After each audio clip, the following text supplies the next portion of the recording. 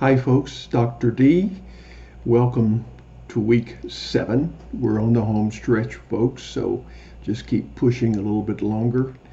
This is the learning pathway in Module 7, and it kind of gives you a review, of course, of the steps in data-driven decision making, and you probably know those. We've got 4 task assignments in this particular module. First one is a learning lesson, strategic planning. So try to get going on that as soon as you can. Then there's a discussion in which we evaluate what you know about strategic planning a little bit as you make post. And then you've got to turn in your analysis on your final project. I am grading as we speak your submissions for week 7 on the proposed analyses, and so far so good, and I should have those done shortly here. And then, but this time you've got to conduct your analysis, and I want to emphasize again, and I think I posted a video, your work must be reproducible. Okay, that means you cannot just copy and paste answers into your text in your spreadsheet. There's got to be methodology behind it so that somebody can replicate it.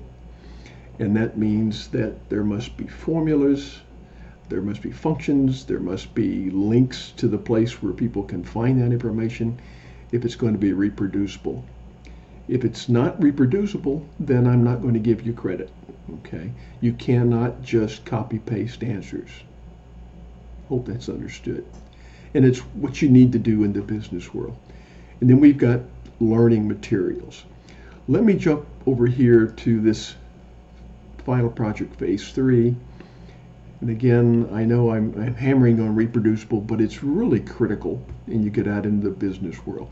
It's not the same thing as being in academia, where you just put an answer on an answer sheet and the system grades you right or wrong. No, it's got to be reproducible. It's got to be linked back to the data. It's got to be linked back to your thinking and the process you use to come up with those things. It's got to be reproducible. So here we go. We've got your raw data, the results of the analysis that I should have your approval on today. How do you interpret those results? What do they mean in the real world? Okay.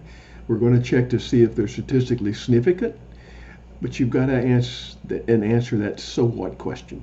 There's a difference between statistically significant and practically significant. So you've got to answer both of those questions. Okay. And then your next steps. You found out something. What actions would you take or recommend in this scenario? So let's get that in as soon as you can. I'll try to get it graded as soon as I can, and you'll be on your way to week 8. So I hope this little intro helps. Reach out and grab me if you need help.